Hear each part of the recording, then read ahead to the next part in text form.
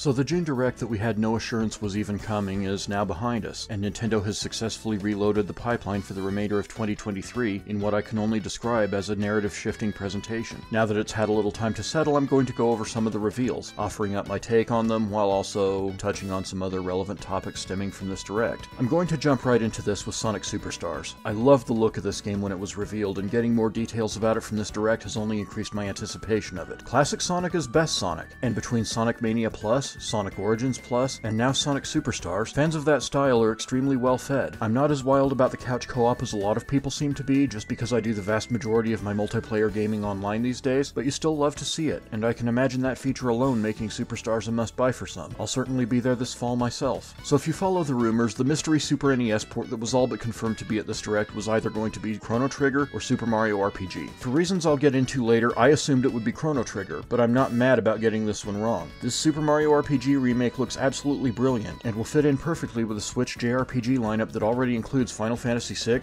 Live Alive, the Romancing Saga trilogy, and Trials of Mana. I still think Chrono Trigger has to happen before the Switch is done, but Super Mario RPG, especially given such a proper remake treatment, is a welcome addition all the same. If you watch this channel regularly, you already know I'm not as into action RPGs as their turn-based counterparts, but that doesn't mean I categorically dislike them, and Silent Hope looks like it could be a truly great example of the genre. My only regret is that it doesn't seem to have any sort of co-op play like the Seiken Densetsu series is wont to offer, but perhaps the design choice makes sense in context. Either way, I'll definitely be scooping this one up in October. Hot Wheels Unleashed was a pleasant surprise when I finally picked it up on an eShop sale last year. You all know I love a good arcade racer, and while I didn't find its design to be perfect, for example I will always prefer invisible walls over having to respawn in a racing game, it was certainly a welcome addition to the Switch's racing library. I really didn't expect a sequel with all of the licensing that went into the first game, but I'm certainly not complaining, and I'm sure it'll find its way onto my shelves sooner than later. If I'm completely honest, Penny's Big Breakaway isn't a game that looks all that compelling to me at a glance. That's not a criticism of the game, that's just an honest assessment of how it meshes with my gaming tastes. That being said, I had no choice but to put it on my radar when the developer was revealed to be none other than Christian Whitehead, best known for his work with the Sonic the Hedgehog franchise. He's made some of the best games in that series, both officially and unofficially, which automatically lends credibility to any project he decides to branch out with. I'm not completely sold on it yet, but I'm certainly paying attention. Pikmin 1 and 2 shouldn't have been a surprise, but here we are. We already had Pikmin 3 Deluxe with Pikmin 4 on the way next month, so we should have known this was coming to complete the series on the Switch. Completing series, I expect, will become a more prevalent theme as we enter the next couple of transitional years into a new generation of hardware. These were quietly two of the best games on a console that underperformed compared to the depth of its library, so it's nice to see them get a second chance here with Switch's 125 million strong player base. I'll be picking this setup myself, but not until September when it launches physically. Star Ocean: The Second Story R could have just been a dirty port of PSP's Star Ocean Second Destination, but clearly more effort is going into this remake, which is a welcome sight for one of PlayStation's biggest cult classics. There is some concern over whether this game will get a physical release, because First Departure R did not when it released on the Switch some time back, but this is going to be a must-have action RPG for fans of the genre either way. Square Enix continues making sure Switch owners are eating real good on some of their best 4th and 5th gen output. Hopefully we continue to see this kind of energy from them. Super Mario Bros. Wonder was simultaneously the worst kept secret of the show and one of the biggest highlights. While I'm holding out hope for a new Super Mario All-Stars, maybe at the Fall Direct, to get the rest of that series on the Switch, this is a welcome sight for 2D Mario to move forward in a way that may very well secure another 15 to 20 years of its future. Wonder Seeds do seem a little bit on the gimmicky side for my liking, but we'll have to see how it shakes out when it launches in a few months. After all, I don't come across 2D Mario games that I don't like very often, so if nothing else, the odds are certainly on the side of Wonder. But while this was a fantastic Direct, there were a lot of stories surrounding it that weren't so positive, and it would be irresponsible to just heap praise on the presentation without touching on some of these other matters. First of all, it's great that Metal Gear Solid Master Collection Volume 1 even exists at all, but word soon got out that the Switch version is shipping on only a 4GB game cartridge that doesn't contain Metal Gear Solid 2 or 3, or most if not all of the bonus materials. It's still such a good set that I'll have to pick it up over on the PlayStation, but the big fat download required label just keeps me from going the Switch route on this one, which is just depressing. Similarly, we have Persona 3 Reload, which looked impressive in its reveal at the Xbox Showcase, and all indications were that a Switch version was coming. Then it got called into question. Then we found out that it won't have any FES or portable content, and now it looks like the Switch version isn't coming at all. At this point, I have to wonder what the point of this remake is in the first place. There's just too much content left on the cutting room floor, which would be fine if this release still made it possible to get Persona 3 on a cartridge for the first time ever, but with its absence at the Nintendo Direct, it looks like we're not even getting that now. It's an L for Atlas, not Nintendo, but it's still an L coming away away from this Direct. I think at this point it's safe to pencil Metroid Prime 4 in for 2024. I still maintain that it's a Switch game, because I don't have the Switch 2 even for 2024 based on the dev kit situation, but it's worrisome that Nintendo still isn't ready to talk about it. I'm not going into panic mode yet unless we get through the Fall Direct and we still haven't seen anything, because having 2 Directs when Nintendo bailed out on E3 kind of shook up the entire forecast. More on that in a moment. If it's not in the Fall Direct, then we can start talking about Holiday 2024. If it's not in the February Direct,